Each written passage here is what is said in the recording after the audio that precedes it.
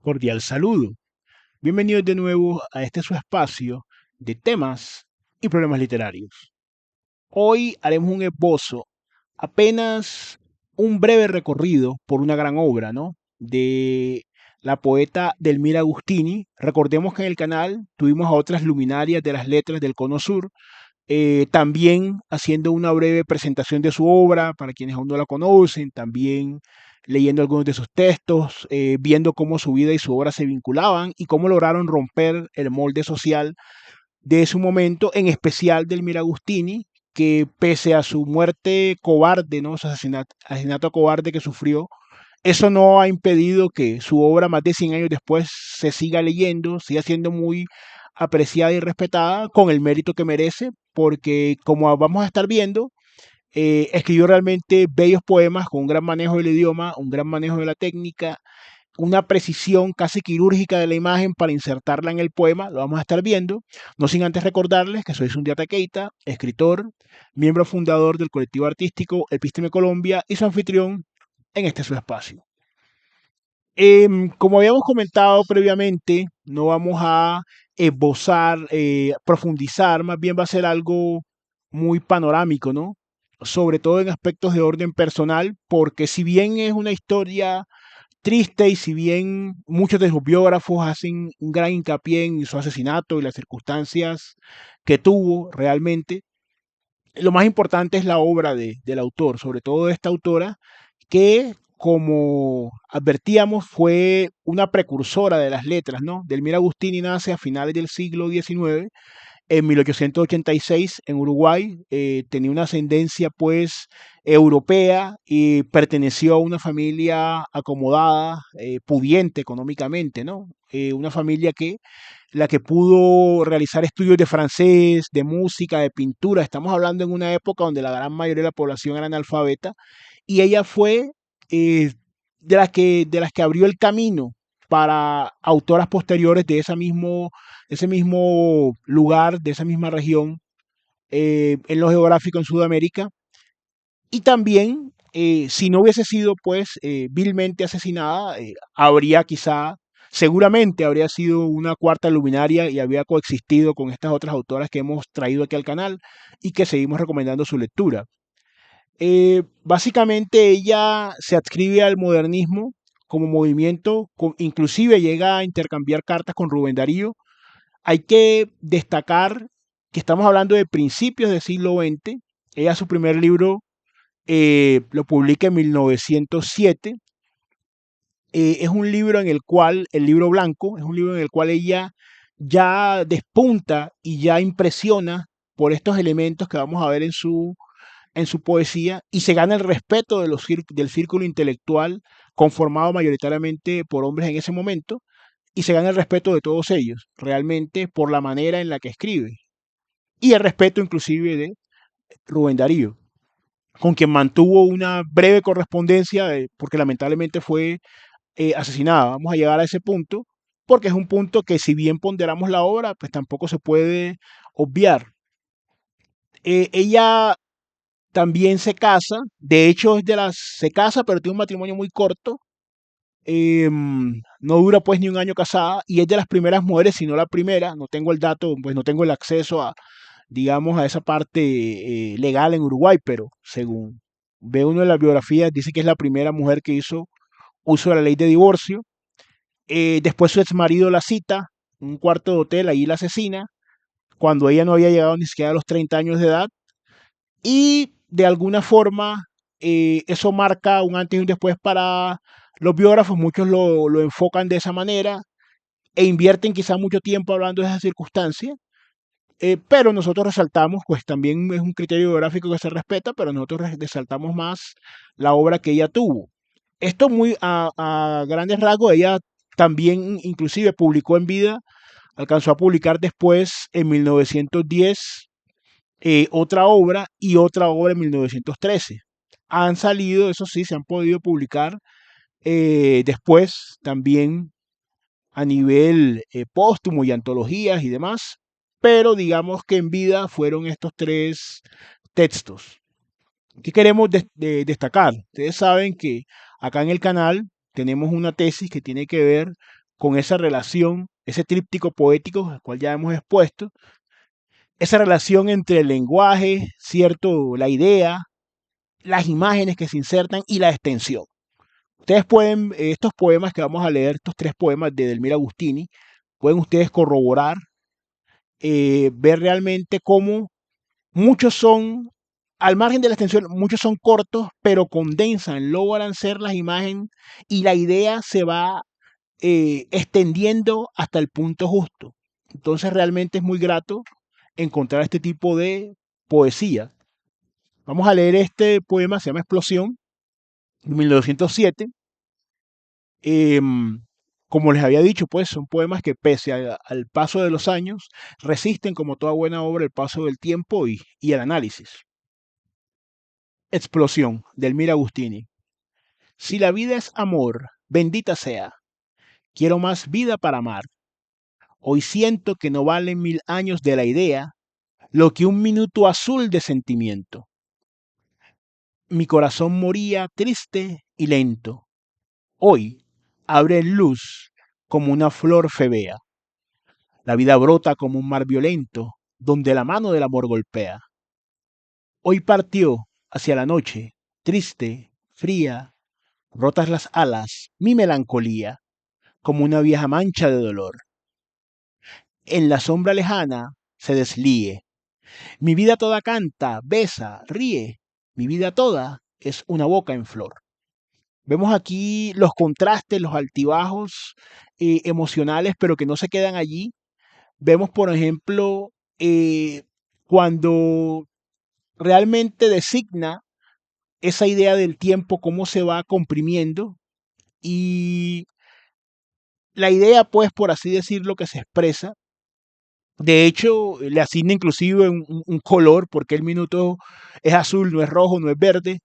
Recordemos que ella tuvo la oportunidad de estudiar pintura, entonces no son cosas que estén al azar. Hay un contraste, cierto, pero no cae en un sentimentalismo. Vemos que, de hecho, la forma en la que lo narra es una forma muy viva, ¿cierto? Habla la vida, habla el amor, pese a que ha sufrido reveses en la vida, no se rinde. Por eso el título de Explosión es además muy, muy correcto. Vamos a pasar a otro texto, Lo Inefable. Vamos a leerlo y también hacer unas breves consideraciones. Lo Inefable. Yo muero extrañamente. No me mata la vida. No me mata la muerte. No me mata el amor. Muero de un pensamiento mudo como una herida. ¿No habéis sentido nunca el extraño dolor? De un pensamiento inmenso que se arraiga en la vida, devorando alma y carne y no alcanza a dar flor. ¿Nunca llevasteis dentro una estrella dormida que os abrazaba enteros y no daba un fulgor?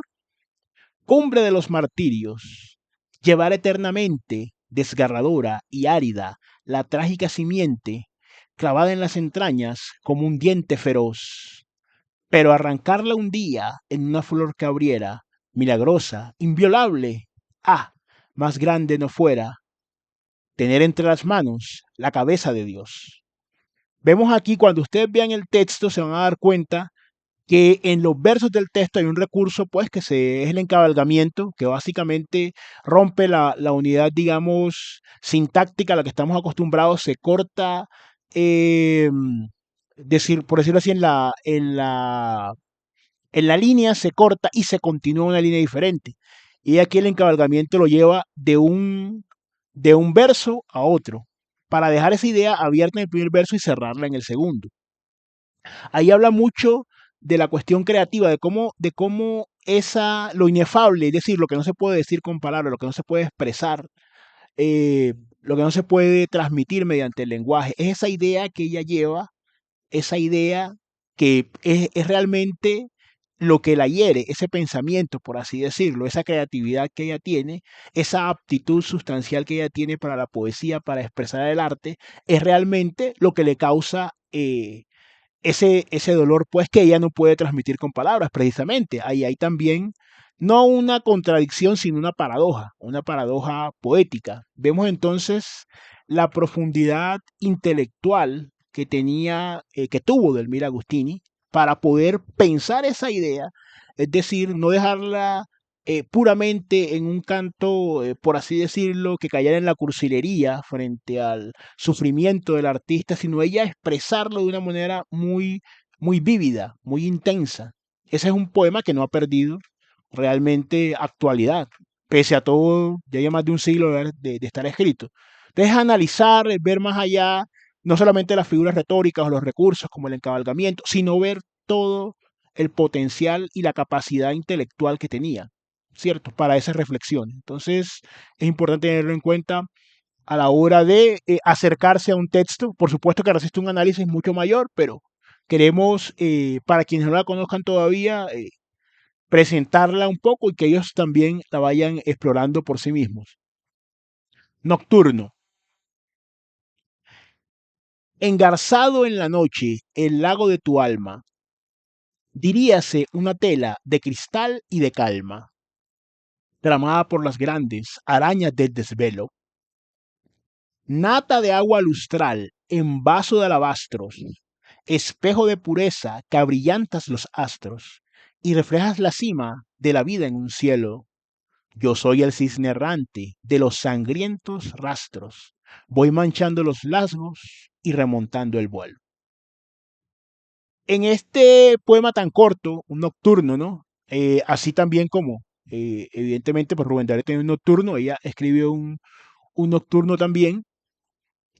Veamos algunas cuestiones del lenguaje, para que vean que no es al azar. La idea es clara también, como en los otros poemas, la idea es muy clara, no se diluye, no necesita muchos párrafos ni muchos versos y una gran extensión de páginas para expresar esa idea, sino que la condensa. Cuando se habla de algo lustral, es algo brillante, ¿cierto? Y el alabastro es un material muy fino, como marmóreo, ¿cierto? Como hermoso, pues, para la decoración, para el ornato. Y esa idea se refuerza en la segunda línea, espejo de pureza que abrillantas los astros. Los astros que de por sí ya son brillantes, es decir, emiten un fulgor. Y sin embargo, en toda esta idea, cierto, luminosa, ella misma encarna en su ser, en su yo creativo, cierto, este cisne, esta ave de paso, que también es hermosa, pero ella también, al decir que mancha esos lagos y vuela, también va trasladándose, ¿cierto? En esas diferentes atmósferas tan puras de la creación, ella misma con su vida también va dejando su huella, va dejando su impronta. Es un poema que resiste, como les digo, muchos análisis, la belleza del lenguaje y utilizar una palabra, en este caso, lustrar y alabastros, no solo porque sean palabras que suenen bonitos, sino porque contienen un significado que ella refuerza después en otra línea para hacer énfasis en esa idea de luz, pero de una manera tal que no sea fatigosa, que no sea gravosa para el lector. Entonces, es muy importante tener siempre en cuenta, no vamos a decir rescatar, porque es una autora que conserva esa plena vigencia, tener siempre en cuenta este legado, ¿cierto? No quedarnos en lo puramente, digamos, que en este caso, o por ejemplo, como en otros casos, como vimos en otra autora, cuando a veces es un suicidio, cuando son homicidios, sino tener en cuenta que gracias a esa gran habilidad que tenía para el lenguaje y gracias al desarrollo de su obra, sigue estando pues presente en nuestras letras. Entonces también es de todas formas una figura pues a tener en cuenta, ¿cierto? Y también para explorarla en una mayor lectura de sus textos, ustedes los pueden pues comprar en una librería o al pronto ver algunos por internet y realizar esos análisis que de una manera muy breve, muy somera hemos hecho acá en este espacio. De todas maneras, no sé si ya la conocen, si tienen algún poema o que les guste en particular de Delmira Agustini, algún verso que quieran compartir. Como siempre, pues los invitamos a suscribirse, activar la campanita, perderse las notificaciones, compartir el contenido, lo más importante, comentar y como siempre, siendo un gusto, nos veremos entonces en un siguiente episodio.